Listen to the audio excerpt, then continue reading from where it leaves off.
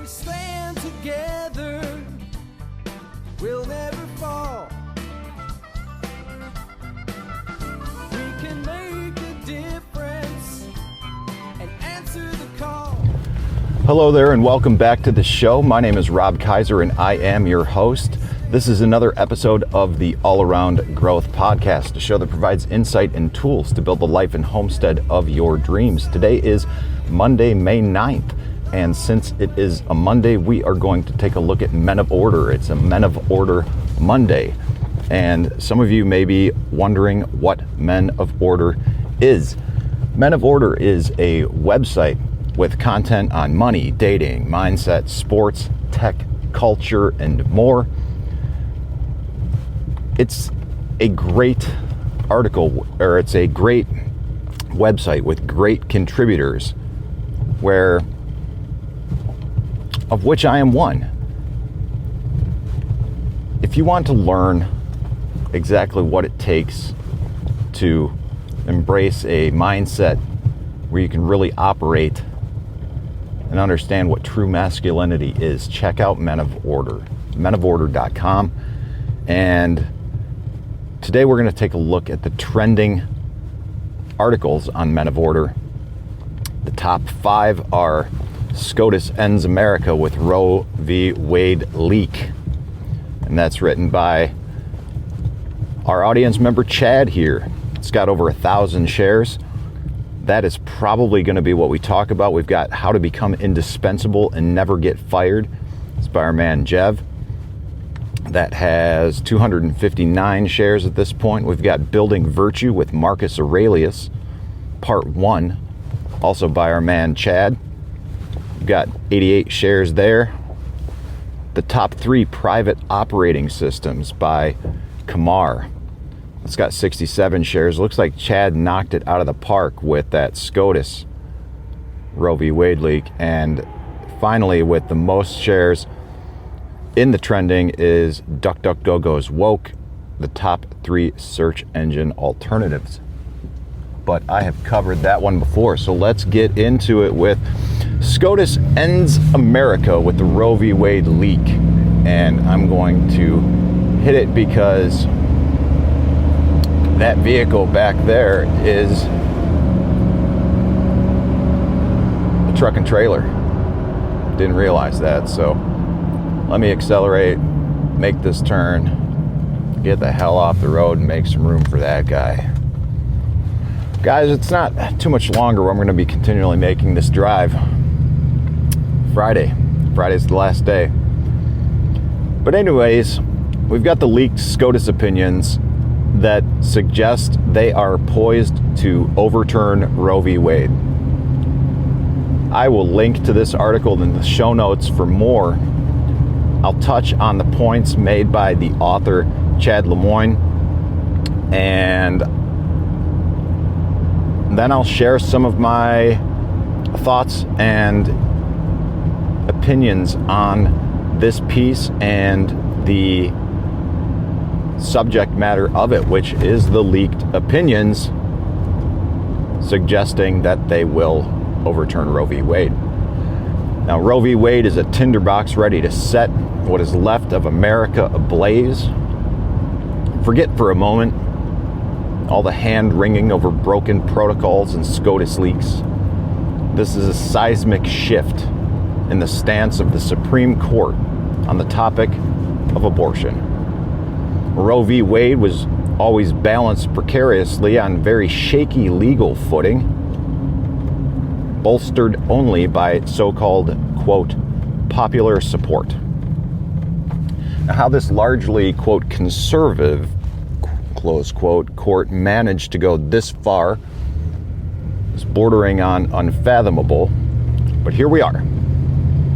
Now, if this goes through, as it seems it will, the impact will be dramatic and widespread. The ramifications are mass migration into and out of states based on the handling of abortion.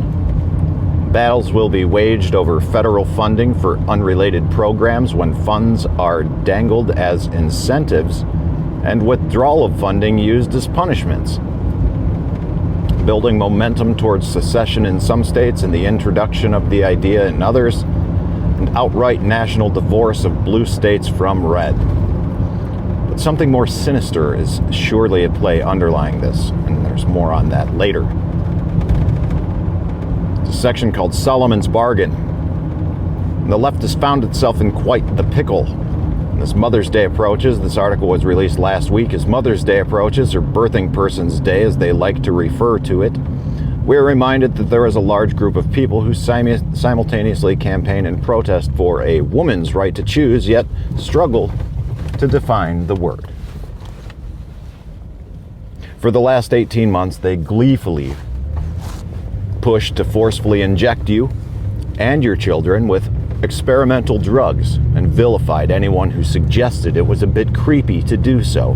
Now, they will invariably take to the streets to demand the right to snuff out their own progeny after trying to inject yours.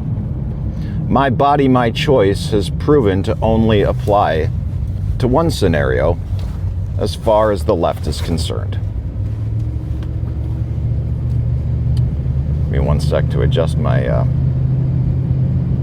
visor on this bright morning. At 7 a.m., the sun is up higher than normal. I've got to make some adjustments inside the cab of the old truck here. Now, don't be fooled. This is not coincidental in the least. Midterms are coming. The Democrats were going to get destroyed in November without a miracle. They will likely lose their majority in the House and easily forfeit their tenuous hold in the Senate. Enter the miracle of a perfectly timed leak in the most substantial decision from SCOTUS in decades. You thought summer 2020 was fun? Get ready for Bloodstock 2022. This will undoubtedly lead to riots in the streets and fresh new police funding, and it should be one for the ages. Will the left destroy the property and livelihoods of innocent people to prove a point? And will the right cheer the police as they crack skulls and tear gas protesters? The same police they criticized for busting up birthday parties and shutting down small businesses to enforce vaccine and mask mandates? The answer to both is sadly and probably yes.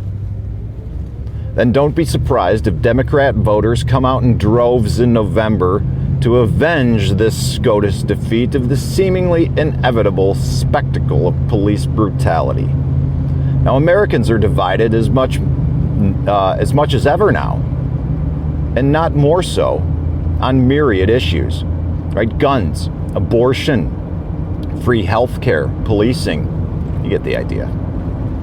And the people who really call the shots, they play that division like a fiddle, especially when their power is threatened. Fifth generation warfare, manufacturing consent. Divide and conquer is a tactic as old as war itself. The New World Order will gladly watch the masses fight and weaken each other in the streets. Then whoever survives will make an easier target. But it isn't just about weakening one side or the other to make the fight easier. Quote, "The supreme art of war is to subdue the enemy without fighting." Close quote. Sun Tzu, The Art of War. If you make the conditions unbearable enough or offer enough attractive incentives, your prey will voluntarily surrender.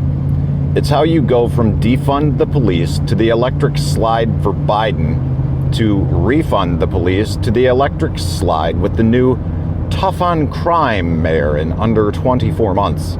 It's a setup, but you can avoid it if you can spot it. Bathing in the blood of children. The right isn't off the hook here either. It's hard to claim to be pro-life and a vocal supporter of American foreign policy. Decades-long occupations of Iraq and Afghanistan, with the countless innocent children murdered by the military-industrial complex. proxy wars and drone bombings, school buses, weddings, and minivans. People who support these policies have no less blood on their hands than the abortion activists. So what's the real problem? The problem with America and with the entirety of the culture of death is that we haven't made abortion illegal enough, or that we haven't dropped enough freedom bombs on innocent people to make the world safe and peaceful. The problem is people are too gullible and fall for whatever narrative is spoon-fed to them that helps them point the blame at someone else for whatever problem they identify. As a result, this whole Roe versus Wade debate over the last nearly 50 years has brought out the absolute worst in people. The mere existence of abortion is a horrible indictment on humanity. That human beings celebrate it as though it is anything less than the worst form of barbarism, a mother murdering her own child for convenience, is a travesty beyond compare. You know, this article continues, and this is a great article by Chad, but a couple things stood out to me. The problem is people are too gullible and fall for whatever narrative is spoon-fed for them that helps them point the blame at someone else for whatever problem they identify. This is the problem. This is the fucking root of things, guys. We are all too gullible, stupid, and ignorant. All of us, myself included, for years. I've fallen into this camp, and it is only recently where I feel like I've gotten enough strength, courage, and quite frankly, the stones to identify as otherwise and start acting accordingly. Too gullible. Falling for the narrative that's been spoon-fed to me. Maybe not by the news outlets, maybe not by the media, but people who I've become dependent upon. Who are you dependent upon? What narrative are you being spoon-fed? This culture of blame that we live in is insanely toxic. It's a problem. And if you're around something like that, I highly recommend doing whatever you can to distance yourself from it and get out of that situation, because it's not healthy and you don't deserve it, and you can do better. All right, guys, look forward to catching you tomorrow on the top 10 trending Twitter Tuesday topics. This is Rob Kaiser, and thank you. World of pain. What can I do? The needs are many and answers a few. People turn away and I wonder why. If I can help somebody, then I want to try. People may think that it's odd that I believe in friendship and love, and truth is always the best way to the world that may seem odd. I'm an odd fellow. I'm an odd fellow. Whoa, whoa. I'm an odd fellow. If we stand together, we'll never